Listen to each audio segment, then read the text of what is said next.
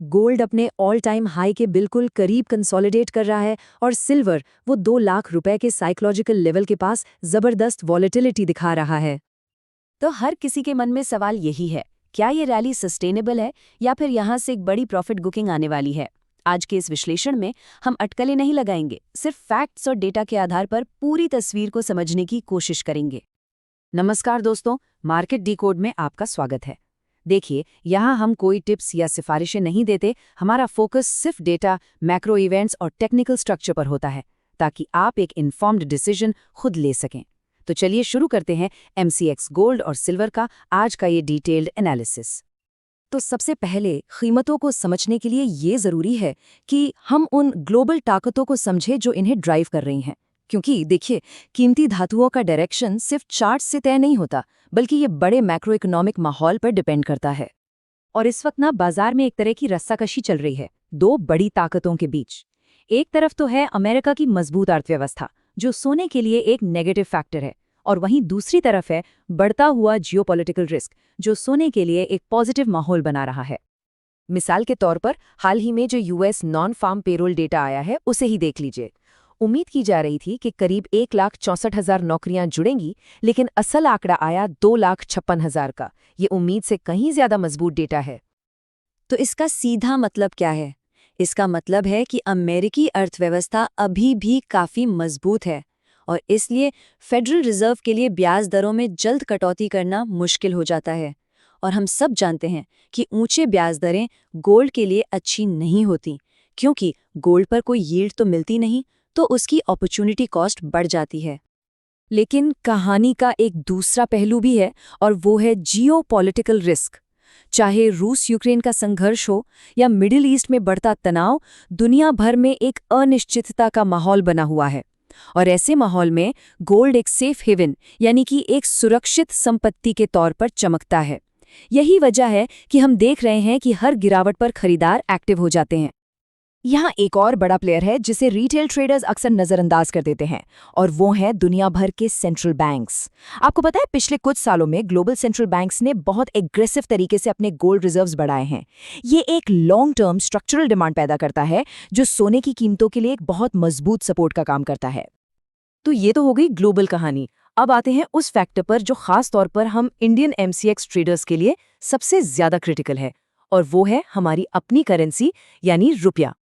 Screen पर जो number दिख रहा है, ये MCX ट्रेडर्स के लिए सबसे जरूरी नंबरों में से एक है। USD INR का एक्सचेंज रेट, जो इस समय लगभग 90 रुपये 74 पैसे के आसपास चल रहा है। देखिए, इस बात को समझना बहुत जरूरी है। मान लीजिए कि इंटरनेशनल मार्केट में सोने की कीमतें एकदम फ्लैट हैं, तब भी MCX पर सोना महंगा हो सकता है। अब सवाल है क्यों? क्योंकि हमारा रुपया डॉलर के मुकाबले लगातार कमजोर हो रहा है। सिंपल सी इकोनॉमिक्स है, रुपया कमजोर होगा तो इंपोर्ट महंगा होगा, और हम गोल्ड इंपोर्ट करते हैं। इसीलिए MCX गोल्ड में गिरावट की गुंजाइश अपने आप ही कम हो जाती है। तो चलिए अब इन सभी मैक्रो और करेंसी फैक्टर्स को एक तरफ रखते हैं और सीधे चार्ट्स पर चलते हैं, ये देखने के लिए कि टेक्निकल लेवल्स आखिर क्या कहानी बता रहे हैं। तो MCX गोल्ड के लिए देखने वाले मुख्य तकनीकी स्तर क्या हैं? देखिए, MCX गोल्ड फरवरी फ्यूचर्स का ट्रेंड अभी भी बुलिश से न्यूट्रल जोन में है। हाँ, RSI जैसे जो मोमेंटम इंडिकेटर्स हैं, वो ये ज़रूर बता रहे हैं ये रफ्तार थोड़ी धीमी पड़ रही है। ऐसा लग रहा है जैसे मोमेंटम थोड़ा ठंडा हो रहा हो, लेकिन ध्यान रहे, अभी तक गिरावट का कोई बड़ा सिग्नल नहीं मिला है। चार्ट पर दो लेवल्स पर नज़र रखना बहुत ज़रूरी है। नीचे की तरफ 1,32,800 रुपये का जो जोन है, वो एक बहुत मजबूत सपोर्ट जोन है। ये लेवल कई बार टेस्ट हुआ है और हर बार यहाँ से बायर्स एक्टिव हुए हैं। और ऊपर की तरफ 1,35,500 रुपये का लेवल एक बड़ा रेजिस्टेंस है। जब तक ये लेवल अच्छे वॉल्यूम के साथ पार नहीं होता, तब तक एक बड़ी तेजी की उम्मीद करना थोड़ा मुश्किल है।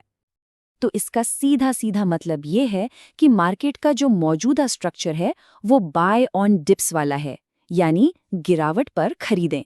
लेकिन एक बात का ध्यान रखें, ऊंचे लेवल्स पर फोमो यानी फियर ऑफ मिसिंग आउट में आकर कीमतों का पीछा करना काफी रिस्की हो सकता है। चलिए, गोल्ड की बात हो गई, अब जरा सिल्वर पर आते हैं, जो इस वक्त गोल्ड से भी कहीं ज्यादा वॉलेटाइल यानी कि अस्थिर है। देखिए, सिल्वर की कहानी गोल्ड से थोड़ी सी अलग है। ये सिर्फ एक कीमती धातु नहीं है, बल्कि एक बहुत जरूरी इंडस्ट्रियल मेटल भी है। ग्रीन एनर्जी, सोलर पैनल्स और इलेक्ट्रॉनिक्स जैसे सेक्टर्स से जो इसकी डिमांड आती है ना, वो इसकी कीमत को और भी ज्यादा सेंसिटिव बना देती है।